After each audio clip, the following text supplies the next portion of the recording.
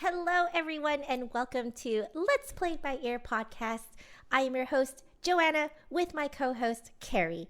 And today we are going to be talking about graduating, what comes after graduating, prepping for master's audition, if you so choose, which is what Carrie and I both chose to do, and also what happens after. What happens after, I guess, after a master's or after a bachelor's. If you don't choose to do a master's, it's really the same. Let's face it, it's really the same. So, Carrie, we actually have quite the story of how we ended up preparing for our auditions for our master's. I actually ended up getting involved in your audition. Yeah. Yes. So, can you tell us a bit more about that and what happened? Yeah. Okay, so I was applying to mainly UK schools, UK conservatories.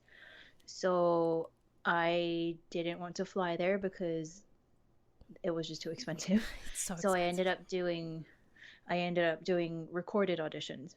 So I hired an audio engineer to do the recording, help me with the recording, and I came prepared. I told them what exactly it needed to be like. Yep. So no cuts, no edits, no nothing, just straight through.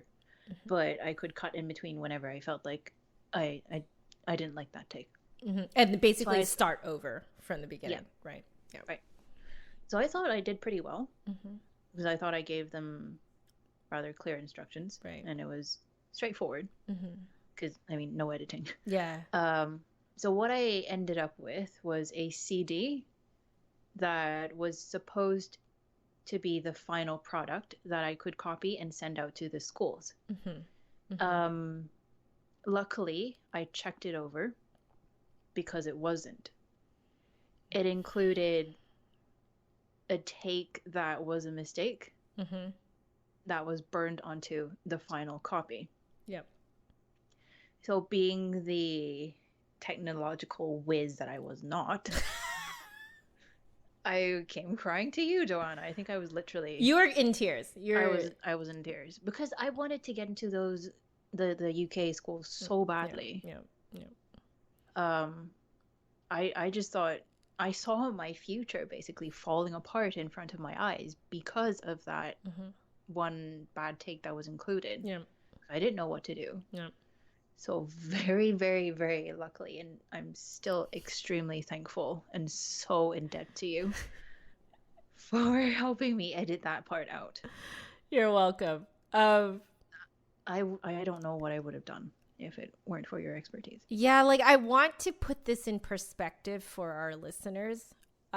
This was a time when, like Carrie is saying, when you sent a recorded audition, it was not like a YouTube link. No one did that, even though YouTube was a thing back then, but no one did that. That was so untrusted. It wasn't an option. It wasn't an option. Like the actual requirements was it has to be like a DVD or like a CD, one take, etc. And so the way that you did it back then, because our phones were not powerful then, and our even like the $2,000 MacBook that I had saved up with my own teaching money to buy, the camera on there is like potato quality compared to what you can do on a phone now, right? Yeah. Like it was full-on potato quality back then. And so like when you're working off of DVDs and CDs, there are certain CDs and DVDs where given how they write it or the type of CD or DVD that is used, you may not be able to rip it off of the DVD or CD, right? Like there's always, depending on what they used at that, at that time, because there was like writables and then there's also rewritables, right? So I I mean, luckily I was a bit of a nerd, and, and I had sort of Very lucky. experimented with burning my own CDs and DVDs at home and stuff like that, you know? And so Carrie, I remember you like, did you like text me or WhatsApp me or something and ask me which practice room I was in or something like that? I think I texted you. I don't think there was WhatsApp back then, actually. Was there not WhatsApp back then? Okay, so not yet. Well, I mean, no, now you guys know how we text each other these days. But back then they so you texted me and you're like, "What practice room are you in?" I remember clearly which practice room I was in. I was corner. It was in the fourth floor, top in the corner, right? Yeah.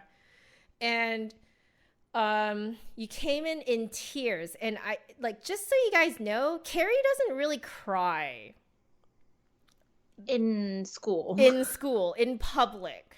Like I have cried once really, really badly in front of you. Yeah. I remember that. I remember that. But that was like just between us two. Yeah, those something different. Yeah. But you're right. You don't usually cry at school. You don't cry at school. You don't cry in public. That's the thing. Yes, I don't cry in public. I try not to. Yeah. I would say that both of us are kind of like that. Like, neither of us feel very comfortable, like, making a scene, I guess. But this time Carrie came into, like, barged into my practice room, like, in tears. So I was like, oh my God, something is wrong. You know what I mean? And then, like, I remember you being really frantic and like trying to explain to me what happened. And it actually took me a little bit to kind of understand what was happening. And I was like, oh shoot. Right. So like, in the practice room on my MacBook, I successfully, thank God I was able to, I successfully ripped your video files off of there. Successfully transcoded them into a different format because I had a transcoder. You see, even I don't even know what that means. So now, like, essentially, like, the type of video file that you had on there was not a type of video file that Final Cut could understand. Okay, yeah. Okay. So, and I think I wasn't even using Final Cut at that point. I think I was only using iMovie. Like, I can't remember. Or maybe it was Final Cut by that point. It could have been Final Cut. A very early version of Final Cut. Yeah. It was a very, very early version. And so, like, transcoded it to a .mov to be able to, import it into Final Cut. And then I found the part where I needed to splice it, cut it, and then I believe I had extra DVDs, I think. So I reburned it onto a different DVD for you. I think so. Isn't that right? Right? Yeah. Yeah. And so and the thing is, guys, I was able to do this as a broke music student in a practice room on my MacBook. And this so-called professional that Carrie had hired claimed that they couldn't do it. That it was final. Because I remember you telling me that you went back to them to tell them to fix it. And they're like, too bad, it's final. Yeah. You're going to, like, if you want to do it again, you have to book another time. I was like, I specifically told you that we're only going to include the good takes. Yeah, they included like one bad, like they basically included 2 takes total. That's basically what they did, right? And that it just so happened that the second half of it, or the second 2/3 of it, was the good take. But like there's like a good 1/3 of it was the bad take. Yeah. And they had included that in. It's not as easy as it would have been now. Just download it off of like whatever file they gave it to you, because they would give you a file over Dropbox or something, or Google Drive, right? And then like I would just pop it right into DaVinci Resolve and cut it for you. You know what I mean? Like, not a big deal like nowadays, right? But back then, guys, it was a big deal. Yeah. It was like the end of the world for me. Yeah, it was. So you sent that off? Yeah. So thanks to Joanna, I was able to send that off to 2 schools in the UK. Made it onto the, should I say the names of the school? Yeah, if you would like to. Actually, If you would like to. Yeah. I made it onto the waitlist for Guildhall School of Music and Drama. And then I got yeah. into Royal College of Music. Yeah. Did Royal College of Music receive that particular DVD? They both did. Oh my God. The reason why I was so panicked about that was because those 2 schools were my top 2 choices. Actually, were my top choices, not top 2. They were equal. Oh my I was happy gosh. to get into either of them, right? Yeah. Oh my God. Because I had heard so much good things about those 2 schools from my very first teacher. So I wanted to experience that and also just to challenge myself and improve. So, like, you know, since you had heard of those schools from your very first teacher, what was it always your intention to go for a master's after the bachelor's? Oh, that's a good question. I don't actually. I can't give you 100% answer. I think when I started my undergraduate degree, it was like, oh, okay, yeah, I'm going to go into music school. I'll come out like as a musician. Yeah. I think it was only after second year or so, like halfway through our undergrad, I started doing research I started looking at biographies, I think, of musicians in orchestras and then seeing what qualifications they had. And a lot of them had master's degrees. So that's when I realized maybe just an undergrad degree wouldn't cut it. Oh, that's So I think so interesting. When I decided, yeah, I'm going to pursue a master's degree. Wow. I had no idea that that was how you started, like, thinking about what you were going to do after school. Did you always know you wanted to do a master's degree? I was kind of so again. Okay. I mean, if you guys have made it this far in our podcast, I think there's a little bit of a trend here. I was lazy. So I think originally I did not want to do a master's because I was lazy. I didn't want to do any more school. You know what I mean? But for me, it was that every performance graduate from UBC, flute performance graduate, let me correct myself, went on to do a master's.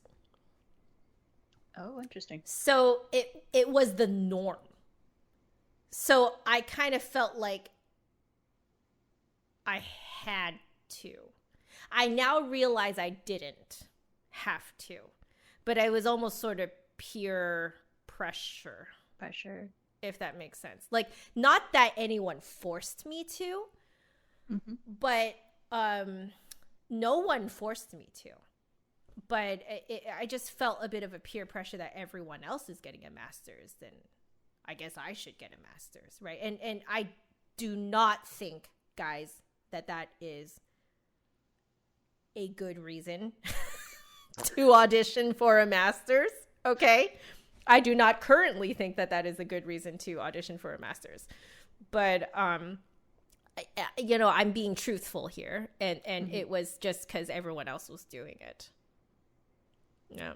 So once you realized that you wanted to do or pursue a master's degree, how did you prepare for your audition? Because I know you went through something different from what I did. Yeah. So I had only one school in mind, and I won't name the school. I have talked about this experience before on my YouTube channel before. And I had only one school in mind because I thought I would get in. Naive of me to think so, guys. Okay. Why was I so naive? Because I'd done it before. Right? I had only, you know, I only completed the application and audition for one school to get in for my bachelor's. So I naively thought that I could pull off the same thing for my master's. Yeah, guys, basically, guys, just don't do it my way. Do it Carrie's way. Okay. Anyway, not necessarily 8 schools. Yeah. But like, you know, whatever. I mean, you guys are here to, you know, hear my messy story of how this happened. So anyway, I only had one school in mind. I thought I would get in. I had a catastrophic audition. Catastrophic. But what I had naively done before this audition was, in my mind, basically plan what I was going to do for that master's in that particular school. But this audition was catastrophic. And the reason why it was catastrophic was because I don't know why it did not occur to me that this was a bad idea then. But I was sitting on the ground, like on the floor, you know, outside of the audition room. I was sitting on the floor, and I put my flute on the floor, which was cold. The actual audition room was like a sauna. It was so warm. So you can imagine, I mean, I'm looking at your face, Carrie, right now. You know exactly what's about to happen, you know? Oh, yeah. So the tuning of my instrument just went all over. At that point in my kind of musical career, I had not yet really honed my skills in holding good intonation or manipulating intonation so that even in a bad situation, I could still make it sound good, right? My ear was just not trained very well at that point. And so because my ear was not trained very well, I knew I was off, but I didn't know how off I was. So what I think happened was that I thought I was flat. And so I would try and lip everything up. And I did not realize when I got to the point where my flute was as warm as the room. And then I kept lipping up. Okay. So my suspicion is that I just went way sharp all the time, right? I could already tell from the look on the panel's faces that I definitely failed this audition, like 100% failed. And I came out of there going, well, crap, my future's over. Like I have no other school that I auditioned for. What the heck do I do now? Right? Mm-hmm. So had a bit of a crisis, and decided that in this crisis that, you know, if I had no prospects for school, that I would do the thing that I had secretly been wanting to do for a while, which is to return to California. So I wanted to return to California, back to my hometown, to just find myself, right? Mm-hmm. Like, because I still had memories of the Bay Area, which is where I grew up. I had memories of the Bay Area, but they were fuzzy, and I wanted to revisit it and find out who I was. Sort of like a soul searching type of thing. Because again, like I mentioned in the last episode that I had some identity sort of problems, like identity crisis. Yeah. And part of that was my ethnicity. Part of it was my my heritage and my the fact that I play Western classical music, but as a Chinese American Canadian flutist. And I was just like, I don't know who I am anymore, you know? Mm-hmm. Like I went between the reason why I call myself American and Canadian, because, you know, I live in both, you know? Yeah. So like I grew up I did half of my growing up in America, but I did the second half of my growing up in Canada, you know? So like the American part of me was when I was born up until I was first year of high school, and then second year of high school and into my college years was in Canada. So like those are some formative years, man. Like I now regard Vancouver as my home because I think it's because I spent my formative years there, right? But I still wanted to go back to California to kind of figure out who I was, because I wanted to kind of revisit my younger self that I had completely forgotten about, or had to feel like I had to forget about when I first moved up to Vancouver. So I was like, okay, that's what I'm going to do. I'm just going to go back to California and find myself. I had no money. So my dad, being he's just so worried for me, and he's so, he just wants to provide, he moved with me, and we, obviously my mom came with us too. And so I was able to just find some work, working in some studios, just teaching the flute. And I even did like a summer piano substitute teaching job at one of the studios. I think I recall telling you about it, because that was the summer that I was like, okay, I've made some really good money. Mm-hmm. But this summer has taught me that I am not a piano teacher. I made some good money though, man. I made some good money. Like, I was working like almost every day, kind of like, yeah, it was. It's not bad when you can teach piano. It really is not bad if you can teach piano, but I think having that experience, I was like, I cannot do this for the rest of my life. Like, I am not built for this. I'm not built for this. Like, I recognize that, right? It was funny because the students actually really liked me, and they actually wanted me to come back. But I was like, I'm sorry, guys. I can't do this. I can't do it. So like, basically I was just kind of working odd teaching jobs, in California while I was living with my parents, and, just kind of finding myself and exploring myself. Mm-hmm. And then while I was there, especially because my parents are with me, my dad was like, yo, what if you just did like a throwaway master's, right? And I was like, what do you mean? And he's like, you've been telling us that like everyone has a master's, and, you might get more respect in the field if you have a master's, but no one has to know where you got your master's from, right? And I was like, oh, like, it hadn't really occurred to me to do it that way. And I was just so done with school that I was like, nah, if it's a throwaway, sure, why not, right? Like, I'm like, whatever. Again, the theme is Joanna is lazy, okay? So my dad was the one who suggested to me to try out the San Francisco State University, not the conservatory, okay? A lot of people get it mixed up and think I went to the conservatory. No, guys, I did not. I went to the state university, San Francisco State University. And, I just kind of like went through the process of,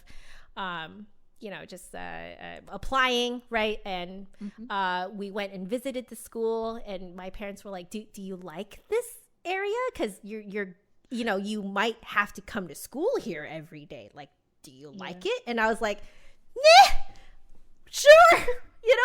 I didn't actually care. Like, I being completely honest, guys, I didn't actually care. The building was actually, everyone knows this, okay? That building, not the most well kept, okay? But I did feel that the people in there just gave off a really nice aura. Like, everyone was just really friendly. So I was like, okay, the building might need work, but the people seem really nice. And that's what I care about, right? Yeah. So I was like, yeah, great. There was also this really cute sandwich shop, by the way, that was like right outside of the it was like a sandwich, like kind of a like a standalone shop, Yeah, they had the best eggplant sandwiches. I know that sounds like a really weird thing to enjoy, but eggplant sandwiches are the bomb. Eggplant. Never heard of that. It's so good. Like, and they like, I to this day, that is my favorite eggplant sandwiches. That little sandwich shop in San Francisco State. So if any of you are listening to this and know what I mean, please let me know if that sandwich shop is still there. And if they still sell their eggplant sandwich. It's like their vegetarian sandwich, because you can only really get eggplant sandwich if it's vegetarian. I'm not a vegetarian, but I love eggplant sandwiches. That thing was, oh my gosh, mwah, it was so good. So and if you try it, tell us how it tastes. Yeah. I think we actually got a sandwich while we were there, and that may have been one of the things that sold the school to me. Was it like really close by? Very close by. It's like literally like right outside the building. Like you come outside the building and it's like between the building and like it's on the walk towards the parking garage. Yeah. Convenient. Yeah, exactly. It's so convenient. Yeah. So it's a good sandwich, man. That was a good sandwich. So anyway, you know, I went through the application process. I applied, and then I got an email from the professor saying, "Hey, I saw that you have applied. Would you like a lesson?" Guys. What'd you say? Guys, this is not how it works, okay? Okay? Just so you guys know, this is not how it works, okay? You as the student should be the one requesting a lesson from the teacher, okay? It should not go the other way around, okay? Like, this is how lazy I was. I never even tried contacting the teacher. That's how done with school I was. Like, I was so done. I didn't care. So anyway, found out that the professor was Linda Lucas. I talk about her a lot in my Twitch streams and stuff like that. She's an absolute angel. And she is the second flutist of the San Francisco Symphony. I say that because my childhood, the best memories of my childhood was going to see the San Francisco Symphony at Davie Symphony Hall, which meant that I had seen her since I was a child. Wow. And so when I found out who she was, I was like, ah! I was just like, oh, what have I done? What have I done? Right? And then so I go in, and she's just like an absolute angel. She opens her flute, and it like looks like mine. It like we had like matching flutes, you know? And like, you know, she was just this like absolute, just like, she was so kind and so wise and so like, I don't know, I just felt so taken care of by her. And she like, she offered to give me this lesson, and then she even walked me to the audition, and she was in the panel as part of the audition, but everyone was just so lovely and so nice. And guys, I didn't care so much about this audition. I did the weirdest thing possible that you could do at an audition. Okay, here's the thing, guys. I was so done with school. That I didn't even expect to get into the San Francisco State.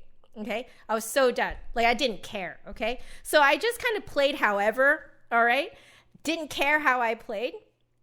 And then I went around shaking hands with all of the people on the panel, and I passed my business card to them. Because my idea was, I'm not going to get in anyway. I might as well make some connections. I was networking during my audition. Could be a smart move, though.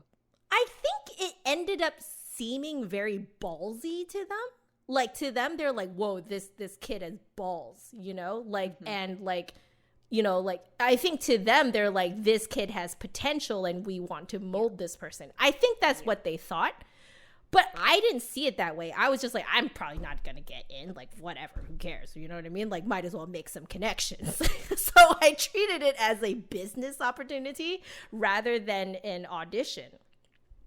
Guys, you don't pass your business card around at an audition, okay? Like, it's the most ludicrous thing that you could possibly think of to do, and I did it, okay? Basically, my whole like, you know, journey of getting into a master's is not how you do it. Okay. So anyway, after that though, got in, and these were some of the most nurturing professors I had, ever had. And like, it was like a whole bunch of Dr. Bobs, like, and they were just also so lovely and so nice. And I had to go in for remedial ear training. Of course I did, that's the reason why I failed my first master's audition, right? Because the intonation was all over the place. And went in for the remedial ear training course, but that professor was amazing and I learned so much. He actually trained my ear properly.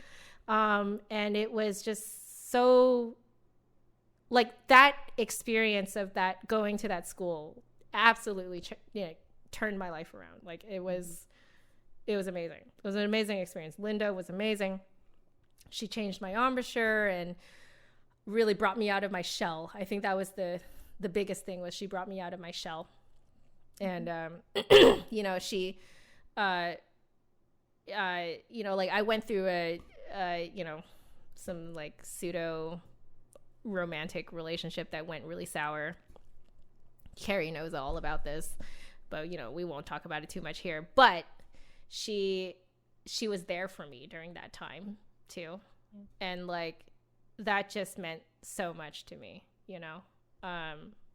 so yeah, that's my thing of how I got into my master's. I think going to that school, you didn't expect to go, you didn't expect to get in, but I think it was something you didn't know you needed. Yeah, 100%. Because I can see how much it has changed you. Mm-hmm. And it has absolutely changed you for the better. Oh, yeah. Yeah, absolutely. Do you remember I would run away from campus and I would go to the Starbucks, like, off campus, and then I'd call you, remember? Yeah. Hey, where are you? Starbucks. So if any of you are like in, going to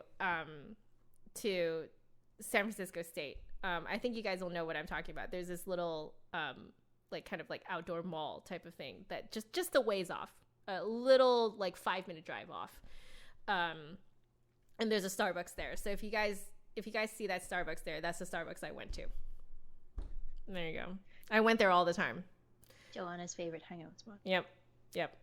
And I would call you there, and I would just kind of hide there and be my introverted self there and stuff like that. Oh, I'd love to go visit that school, actually. There's a really good pho place there too, like in the same plaza as that Starbucks. Really good pho place. A really good sushi place there too. Wow. Okay, we can do a whole day there. Oh, Breakfast yeah, sandwich, yeah. Eggplant sandwich. Mm-hmm. Lunch pho. Yep. Dinner sushi. Dinner sushi. Like, we really could. Like, it was. I really enjoyed that area. Like, I feel like I did a lot of growing up there, and a lot of developing, a lot of reflecting, a lot of. Like, it was a really good time. I really enjoyed my master's. Yeah. I think same for me. I mean, I was in a completely brand new country. I went through some tough times in the middle of my first year. I think I remember telling you that too. Yeah.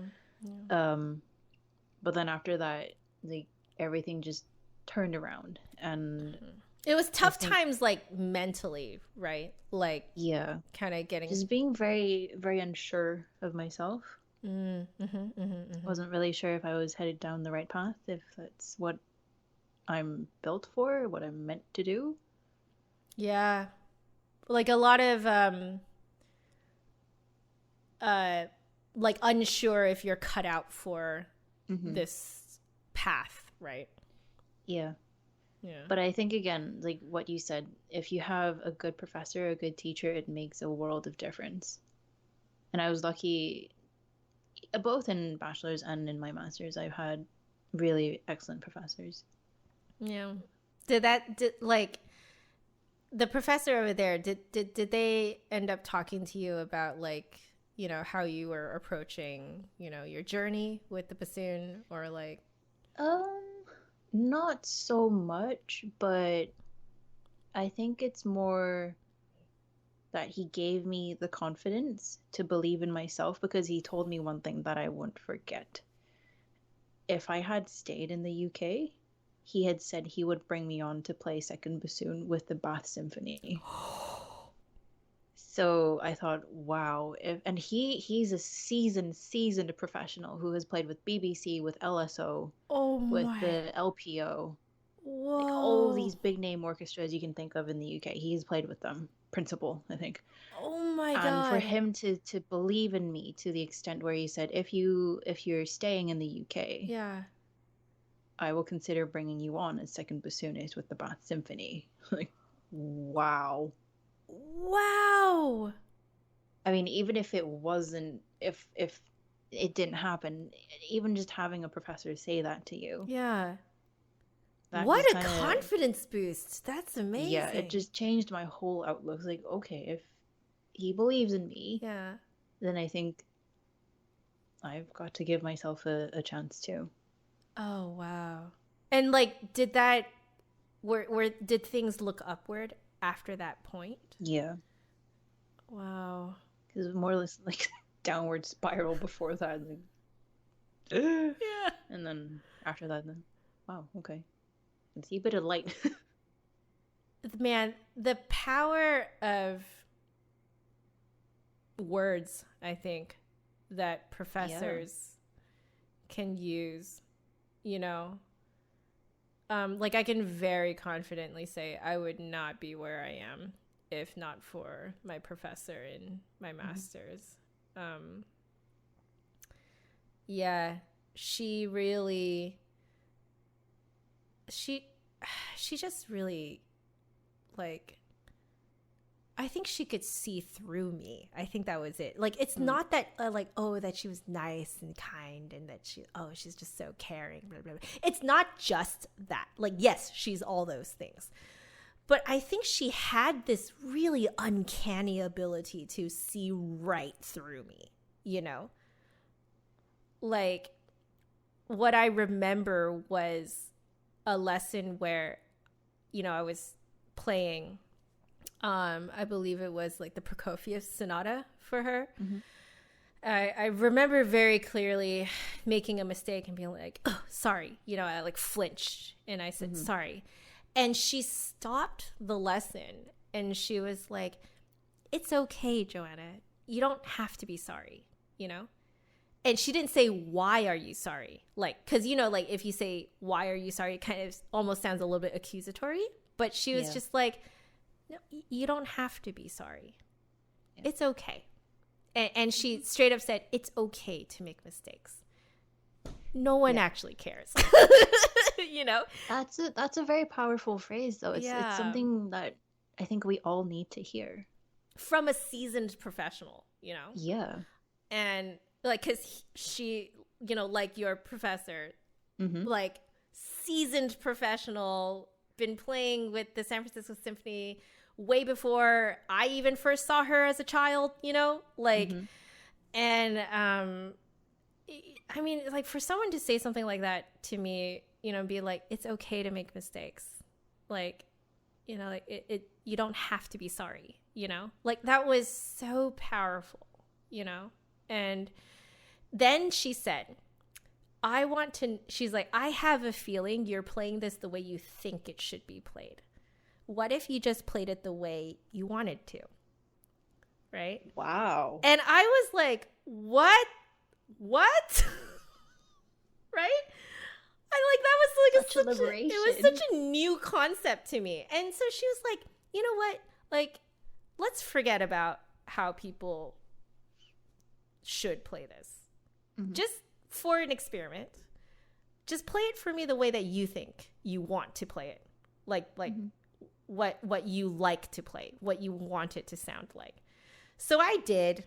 And while I was doing it, of course, because it was my first time doing it, I didn't really know what I was doing. I was kind of experimenting, tried something, I was like, oh, you know, it doesn't really sound good, you know? Like, but she gave me that space to explore. And I still cannot believe how straight of a face that she had afterwards when, like, you know, I finished the section and she's like, Joanna, that was great. I really loved it. And in my head, I'm like, Linda, like, You and I both know For real. that was really bad. But like, I know what she was doing, which was giving me the permission to explore, right? Mm-hmm. And giving me the permission to deviate if I had a good reason to, right? Yeah. Like, she was very much like, yes, we should know how to play it traditionally, but you should also think about why you might want to do it a different way, right? Yeah, I actually really agree with that. And in some ways, I use that in my own teaching as well. Because I think if we allow ourselves to do that, that's the only way our field can evolve. Yeah. Yeah. And can continue into the future. Like, if you think about like the Glenn Goulds, the on Sophie Mutter, the you know like all the Joshua Bell, you know what I mean, like all these people who have done like crazy weird things to traditional music, right? Like the way Glenn Gould played Bach was absolutely sacrilegious to most people, right? But he had his own reasons for playing it that way that he backed up with, right? Like there are tons of interviews with Glenn Gould about why he played it the way he played it, right? Sure, it's fine to not agree with him, but he has his reasons for doing it. Yeah. Right? And I think that's what Linda was really teaching me, was that you can deviate too. You just need a good reason. Yep. Right? You need to have done your research. You need to have to make your own decisions based on that research. And if it deviates, it deviates. Oh, well. Right? Yeah. It's not to deviate to incite people to throw eggs and tomatoes at you, right? It's not for that, right? It's not for the attention. Yeah. It's more like if you happen to deviate, well, you've deviated now, right? And that's okay. Yeah. So that was huge. I'm really glad she said those things to you. Yeah, I remember that lesson clear as day. I will never forget that lesson. Yeah. Yeah. That was, I remember coming out of it being like, what just happened?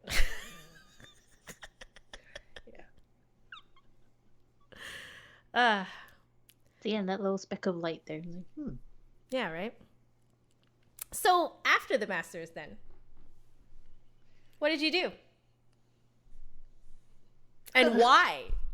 Why did you do it? What did I do? Okay, I actually tried to stay in the UK. It's difficult, to say the least, to get a work visa. So yeah, I ended up going back home, and I worked as a early childhood educator, and that's how I got started in the ECE field. But at the same time, I still... Oh, sorry. I forgot. I actually auditioned for the chamber orchestra. Ooh. At home, and I got in. So I managed to play, I think, 2 concerts with them. One was a school concert too. That was fun. Yeah, so I freelanced. Fun. And I worked as an ECE teacher.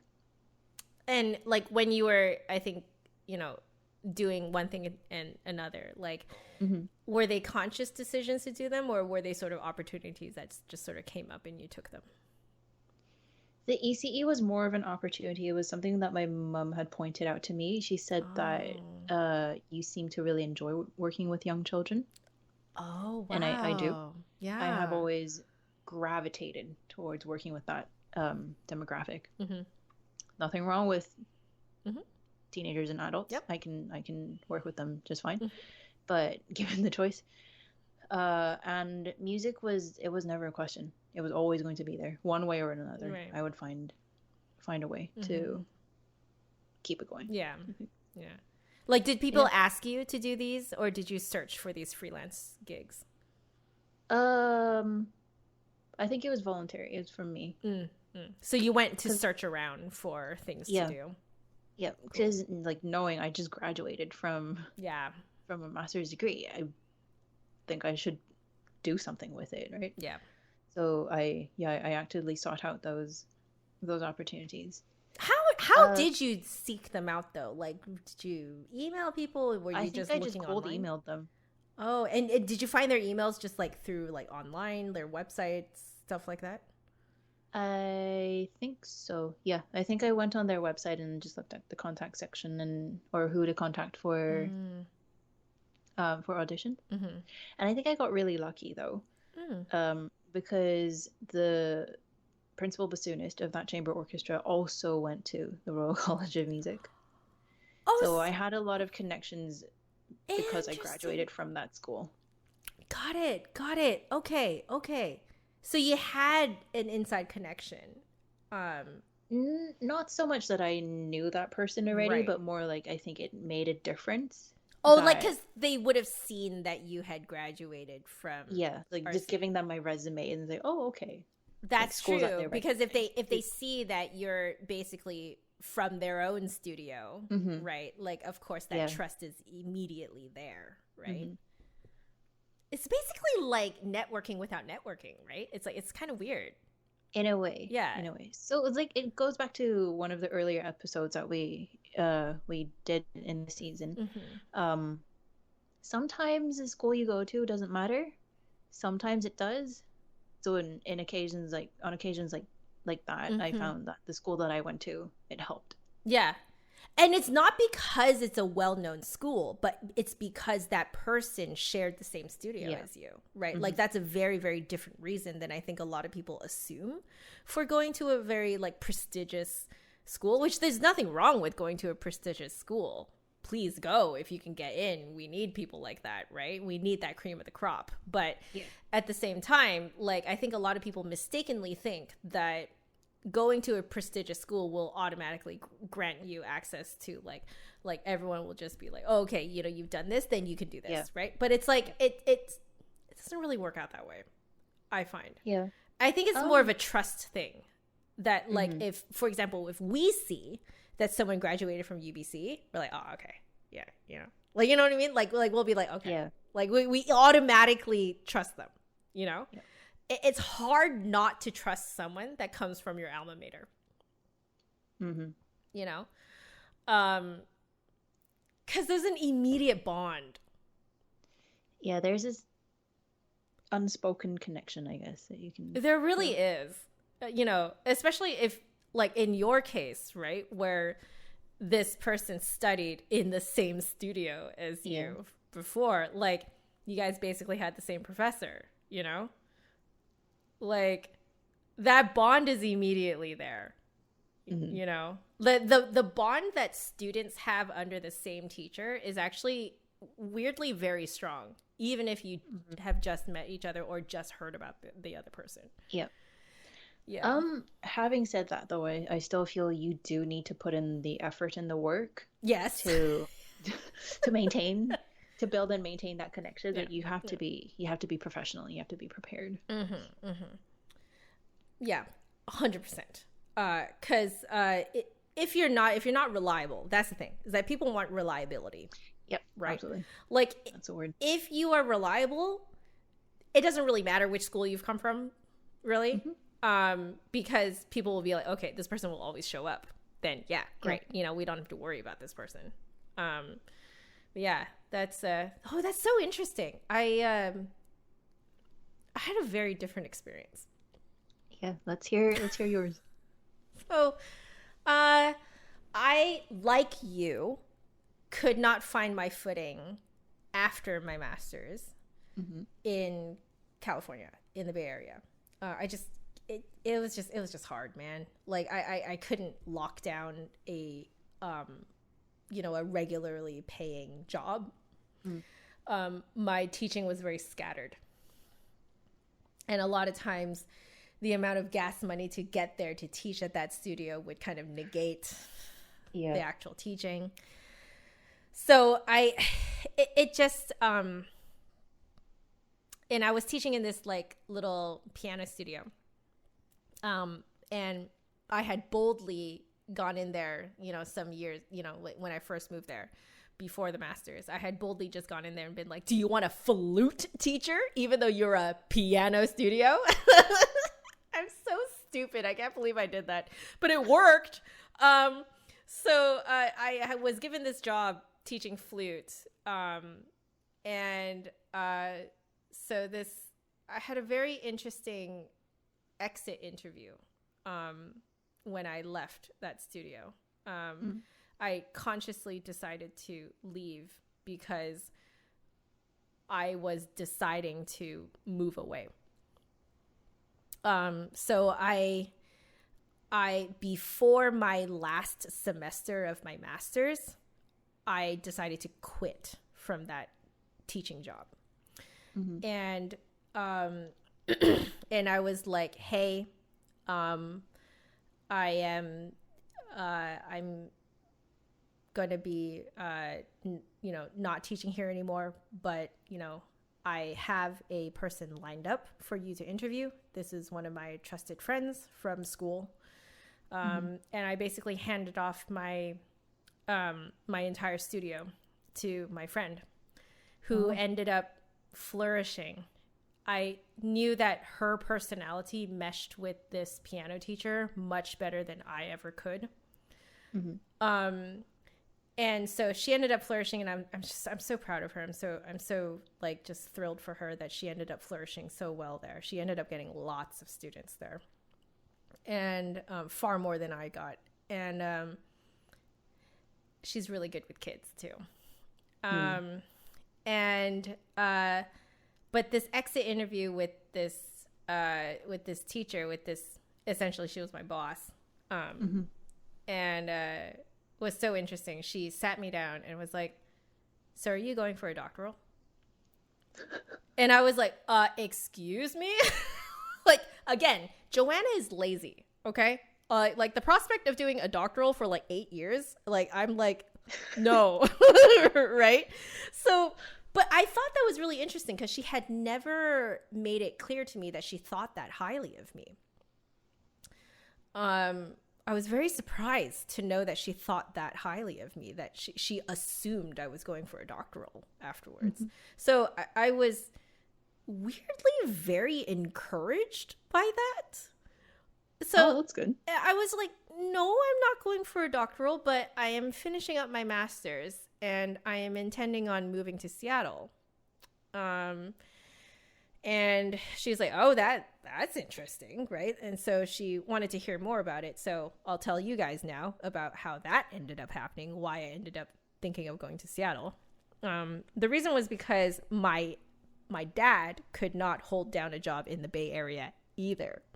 So I made a pact with him. I basically kicked him out of the house. I told him to go back to Canada, literally. But we talked about this, but basically I told him to go back to Canada. What had happened was that some people from the workplace that he was in from before in Vancouver came down for vacation in the Bay Area and looked him up because they still really loved him. And they were like, if you ever thought of moving back, we would have a position for you. And so my dad comes back and tells me about this. And I'm like, Dad, face it. You can't hold down a job here. Go back to Canada. They have a position waiting for you. I was like, in return, I will report back to you everything I do until I am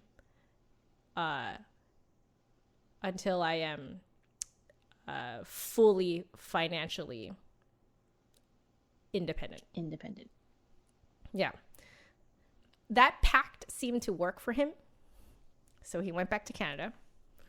We sold the house that we had in the Bay Area. And then, and so in all of this, I had to move to a friend's house for my last semester. You remember that. Yep. And so the reason why, we decided that I had needed to move in there was because it was just because of the housing market. Like we had to sell the house earlier and I had to move out. But in that time, I was like, do I really want to stay here? I decided, I was like, okay, my parents are going back to Vancouver. I don't know if I want to go all the way back to Canada. Like I was like, I don't really know if I want to go all the way back to Canada. So I paid a visit to the Seattle Flute Festival, and this like sometime during my master's, and because I thought that would be a great place to see what the flute scene is like in Seattle. Met some lovely people, and I fell in love with Seattle. Again, Joanna falls in love with the place, okay? I fell in love with, like, it's like the coffee here is so good too, you know? And just, I loved the weather, because the weather reminded me of Vancouver, right? It's very, very similar to Vancouver. So it reminded me of home, but it was also this kind of exciting new flute scene that I hadn't been, you know, a part of. And so I was just like, I'm really, I just liked the people here. I liked the people. I liked the place. I liked the weather. I liked the food. I liked the coffee. And I was just like, I could see myself living here. At that time, I didn't know that it was also video game heaven here. But you know, that was later. That was a later thing I found out that was like a huge perk. But anyway, so I decided to make the crazy idea real and move to Seattle. Now, originally I was going to get my parents to help kind of co-sign an apartment for me and co-lease, you know what I mean? Like that, because I wasn't making enough money, you know? So like, I was assuming that we would do some sort of like co-signing for like an apartment or something, but no. My dad decided to basically do more house investments. This is how my dad makes a lot of money, by the way. Like, this is how he makes the bulk of his, like, investment money, is actually in the housing market. I don't know why he's so good at it, but he's really good at it. He always buys when it's low and sells when it's high. I don't know why. I don't know how he knows how to do this, but basically I reap the benefit of him loving to do this kind of house market kind of flip thing. Like, he's really good at it, and I don't understand why. So I reap the benefit of it. He bought a place here at a very low price. I ended up being able to live in that house all the way up until we decided to sell it. And by the point that we decided to sell it, I had conveniently been dating my now husband for a few years by that point. And so I decided to move in with him and his roommate. So I had roommates for the first time. So that was fun. But like, that's how that all happened. And then, but like, that's how I had at least a place to stay. You know what I mean? Like, throughout all of this, was just because my dad happened to really like flipping houses. I don't understand. He does this like consecutively. He's done this like for my whole life, has always bought low and sold high. I don't know how he does this, but he just has this history of just kind of knowing how the market is kind of feeling, right? So, you know, he in the end made money off of like giving me a place to stay. Nice. Yeah. Like and this was both in California and in Washington. So I it still boggles my mind to this day. I don't know how he pulled that off, because he was just like, I'm invested, you know? And I'm like, what do you mean, right? It is. Yeah, like, sure enough, he made money off of giving me a place to stay. Like, what kind of, I still don't understand my dad. Anyway, so I got lucky, basically, having a dad interested in that type of thing. So yeah, that was really, really interesting. But like, it was a crazy idea to like, just be like, I'm just going to up and move to Seattle, this place that I've never been to, you know, like, just because I like the place, you know? I'm so glad I followed through with that. Like, that's the one time that I'm like, I did do the right thing to follow my heart, even though it was absolutely insane. I ended up having the most stable career here, weirdly enough, right? So sure, that career took a while to kick off, and it did not kick off in the way that I thought it would. I ended up cold emailing a lot of places here, and I think one organization got back to me. It didn't work out for me. Cold emailing did not work out for me. Instead, because I was making YouTube videos, people were throwing money at me over the internet to teach them.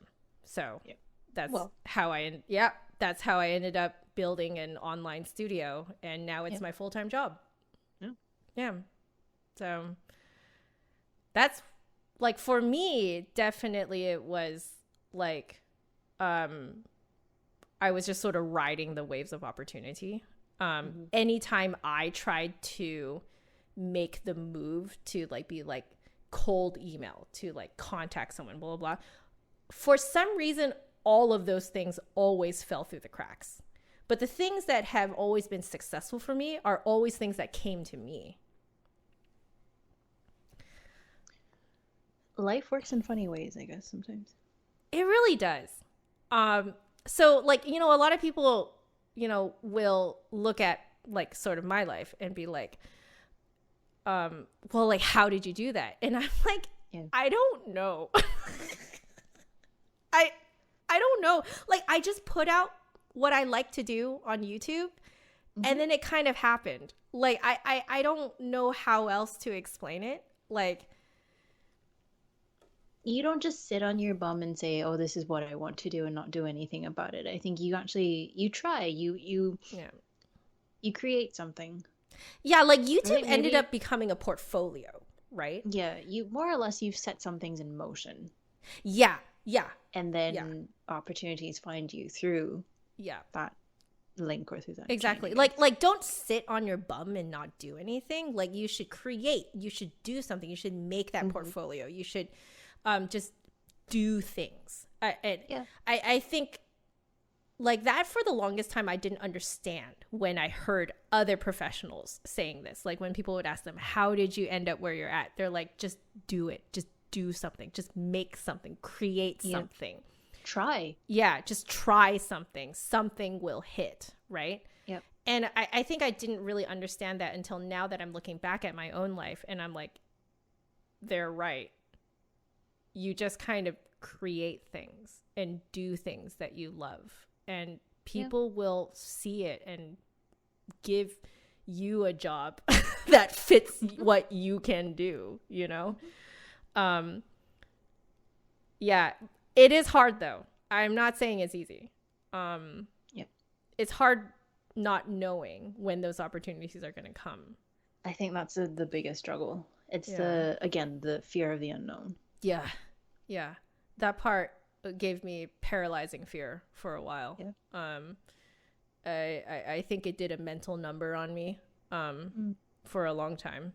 I probably need to see a therapist about this, but you know, at least right now my job is pretty stable. So I think that's what brought me back to Vancouver as well too. It's not exactly through music directly, but through ECE.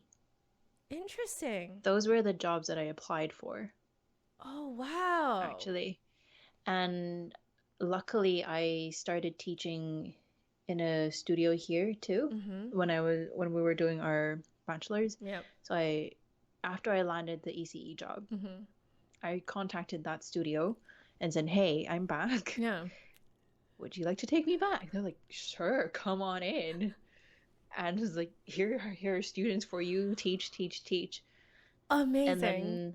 And then through that I just reconnected with some of the UBC people, and then some of them were like, oh hey, we've got bassoon students. Okay, so that's how I started teaching bassoon. I've never taught bassoon prior to that. Oh my god. Even though I'm a bassoonist. I know, but I mean, like, that must have just felt so validating. Yeah. Wow. I mean, even and now being able to teach it online as well too. Yep. You can like reach more people that way. Wow. Like, it sounds like it was similar for you too. It's just you kind of go and do, and then things kind of, it's like a domino effect. It just kind of, one thing leads to another. Suddenly you have some students, you know, like it, I think, like I was listening to a very, very interesting kind of therapy session. I think I talked about this, but it was like this idea of letting life come to you instead of chasing after life. And that really hit me because I was like, that describes my life to a T. Anytime I have chased after a career thing, it's always fallen through the cracks. But if I just kind of let those career things come to me, but you know, prior to those things coming to me, I am creating things because I love creating them, right? Like as an artist, that's what you do. You create stuff, right? Yep. So my form of creating art was creating stuff on YouTube, right? And like, you can't think about being an artist and not do art things. You know what I mean? You got to do the art things, right? Do it, make it, create it, put it out there, and you never know who's gonna see it. Yeah. You know? And then like, that's when life started to come to me, right? And I always found that ironically, it was when I let go of controlling what my career was going to be, that's when my career started to happen. And it was not the way that I thought it was going to be, exactly like Dr. Bob told us, right? Yeah. That really is the hardest part. Yeah, it is. I think letting go of that control of like trying to make stuff happen. You know, in a sense, I think maybe even embracing the unknown. Yes. Just being trusting that something will happen. Yeah, it's hard. I mean, easier said than done. Even now. I struggle with that day in and out. Oh gosh, it is so hard to trust the unknown. It's so hard, but I know exactly what you mean. Yeah. Like, I remember those dark, long nights where I would just be consumed with worrying about, is this online teaching thing viable? Can I actually do this? Right? Like, do I need to go and find a real job sometime soon? Like, you know what I mean? Like, I had those thoughts all the time. And that kind of like letting go of like worrying about that constantly is so hard. Yeah, I'm the same. It's like I lie in bed and my mind's just turning and thinking, like crunching numbers. Like, yes, I do that too. Will I be able to survive? I find myself doing that even now. I think about, okay, I make this much money per lesson. I'm teaching this many lessons per week.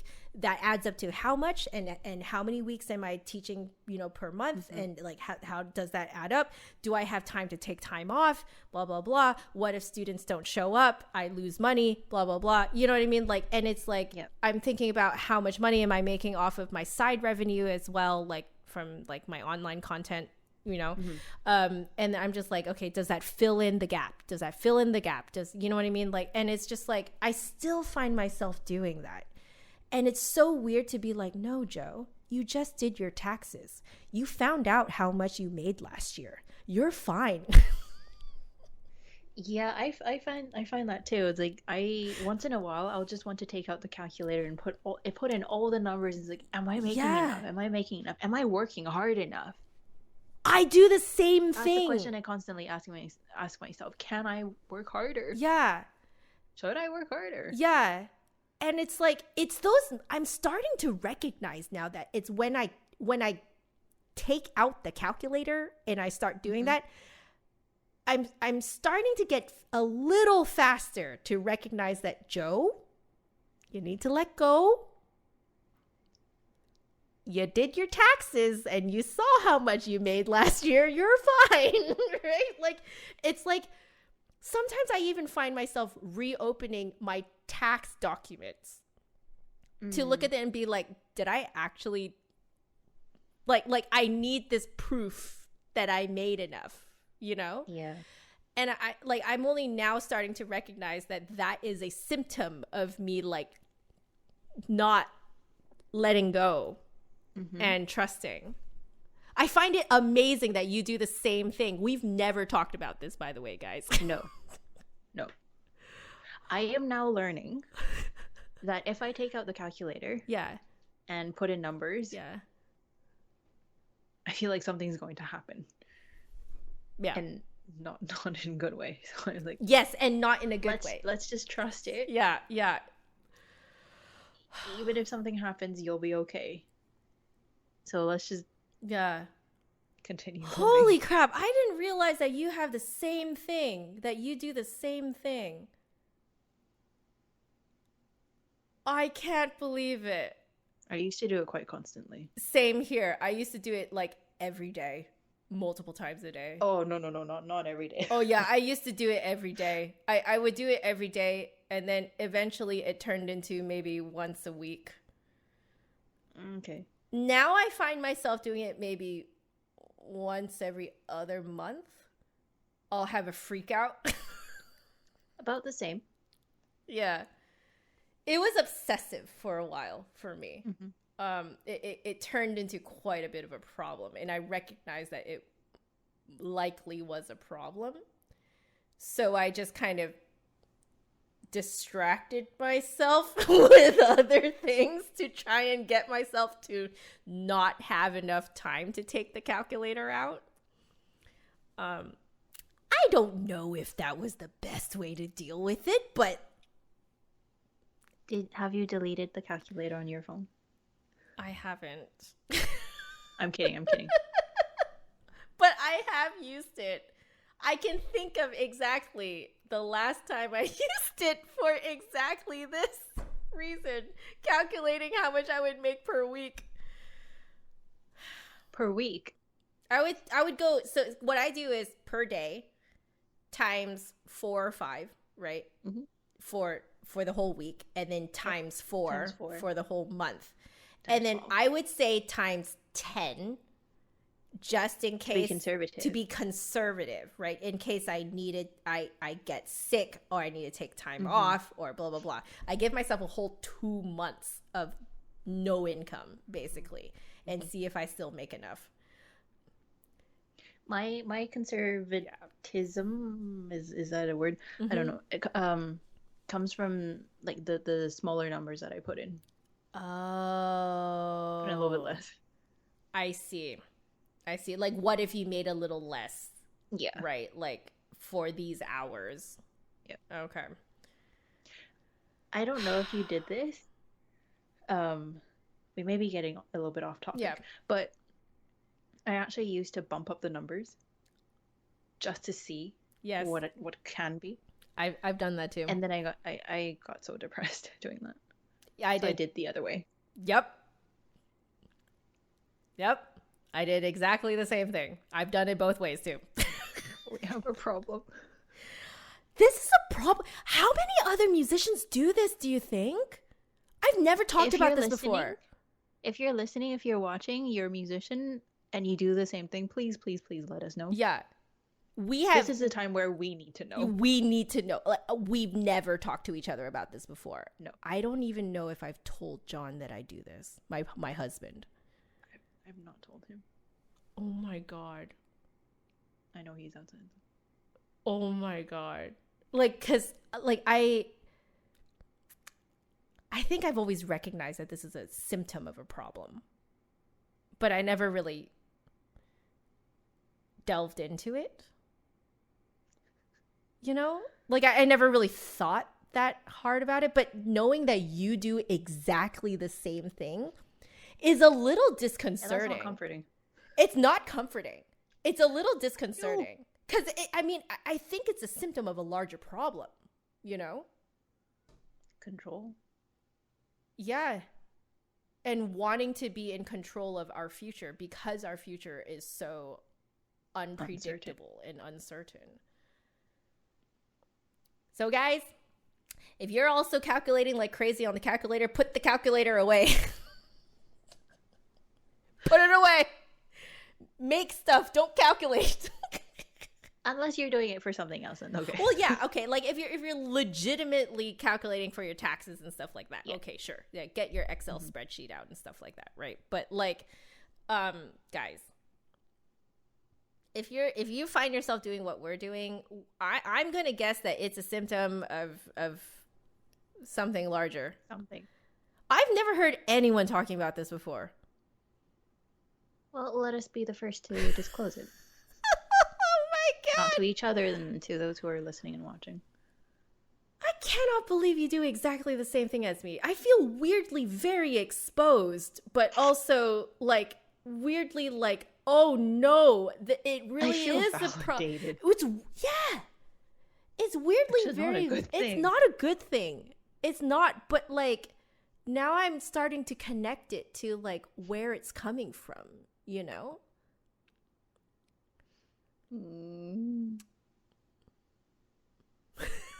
I'm speechless. I don't know what to say either. Holy crap. Well, culmination of the first season. There you go, guys. We're still figuring out just how damaged we are as musicians. We've gone through each 6 years of post-secondary schooling. Yep. We are in our early 30s. Yep. We have our careers. Mm-hmm. We are married. Yep. And we are still figuring things out. Yep. So, and apparently there's a lot of stuff in this podcast in this first season that this is legit the first time we're talking about this together. Mm-hmm. And we've been best friends since university. Yes. Like we've been best friends for over a decade. And we talk a lot. We do. We text a lot.